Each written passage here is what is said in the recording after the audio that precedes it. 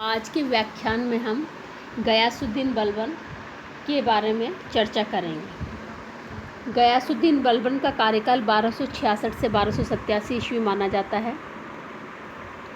बलबन के प्रारंभिक जीवन के बारे में विस्तृत जानकारी नहीं मिलती, लेकिन जो जानकारी मिलती है उसके आधार पर माना गया है कि बलबन इलाबारी जाति से संबंध रखता था और इसी जाति से इल्तुतमिश भी संबंध रखते थे।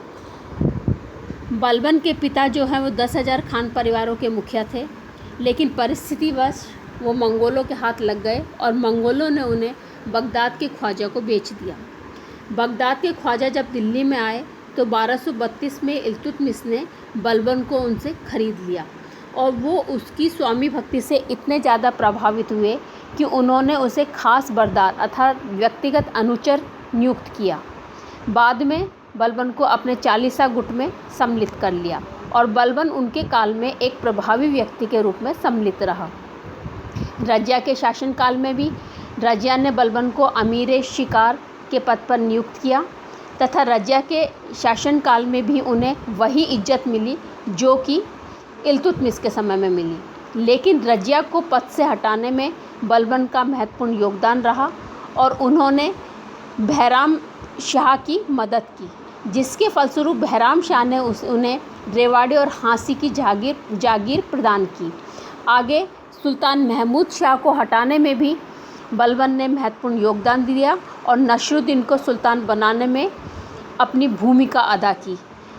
उनके शासनकाल में भी बलबन शिखर पर पहुंचा और नसरुद्दीन की मृत्यु के पश्चात बलबन ने गयासुद्दीन की उपाधि के साथ दिल्ली सिंहासन प्राप्त कर लिया। लेकिन जब बलबन सम्राट बना, शासक बना, तो उसे वो शासन प्राप्त नहीं हुआ था जो कि फूलों से भरा हुआ हो, बल्कि उसमें बहुत कठिनाइयाँ थी और उसकी जो मुख्य समस्याएं थी वो निम्न थी। सबसे पहली जो समस्या थी वो थी खराब आर्थिक स्थिति, क्योंकि इल्तुतमिश के निरंतर आक्रमण करने के कारण उनका जो राजकोष था वो खाली हो गया था। इल्तुतमिश के बाद जितने भी अयोग्य उत्तराधिकारी हुए, उनकी अयोग्यता के कारण अमीर जो हैं उन्होंने उनका विद्रोह करना शुरू कर दिया था और इस विद्रोह के कारण जो उसे प्रतिरोध करना पड़ा, उसके फलस्वरूप निरंतर जो है वो राजकीय कोष खाली होने लगा और मुख्य शासक की अयोग्यता के कारण प्रांतीय शासक जो थे उन्होंने भी राजस्व देना बंद कर दिया। तो बलबन के सामने शासन को संभालने के लिए पहली जो समस्या थी वो थी आर्थिक स्थिति को सुधारना। दूसरी जो समस्या थी चालीसा गुट की शक्ति, क्योंकि इल्तुतमिश के द्वारा जो चालीसा गुट स्थापित किया गया था वो इल्तुतमिश तो संभाल सका, लेकिन इल्तुतमिश के बाद जो उसके अयोग्य उत्तराधिकारी आए उनमें चालीसे गुट के जो अमीर थे उन्होंने अपनी शक्ति को बढ़ा लिया। और यहाँ हम बलबन को ही देखें तो बलबन भी उसका एक सदस्य रहा और निरंतर उसने शासन में हस्तक्षेप किया और उसी की मदद से सुल्तान जो हैं वो बदलते रहे। तो यहाँ बलबन को पता था कि अगर उसने चालीसा गुट की शक्ति को कम नहीं किया तो ये चालीसा गुट जो है वो उसे कभी भी सत्ता से हटा सकता है। इसलिए वो हर हाल में चालीसा गुट की शक्ति को कम करना चाहता था, जो कि उस समय में बहुत उन्नत था।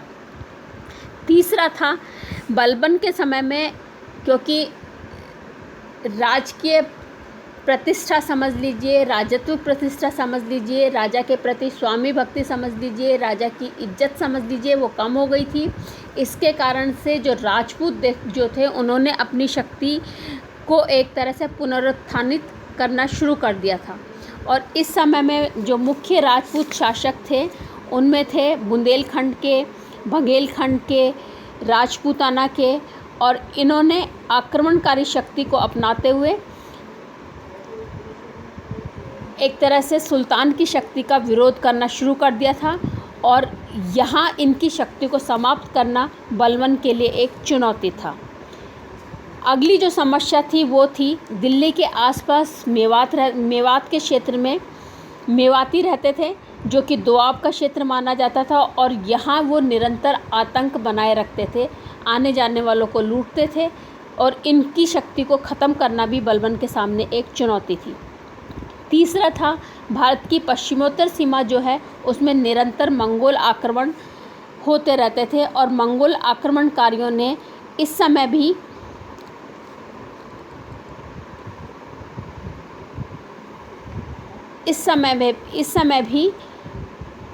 अपनी शक्ति को बढ़ा लिया था। इन सभी समस्याओं के समाधान के लिए बलबन ने साम्राज्यवादी नीति को त्याग कर मौजूदा साम्राज्य को सुसंगठित करने का प्रयास किया और अनेक कार्य किए। बलबन के द्वारा किए गए कार्य और उसकी उपलब्धियां हम अगले व्याख्यान में करेंगे।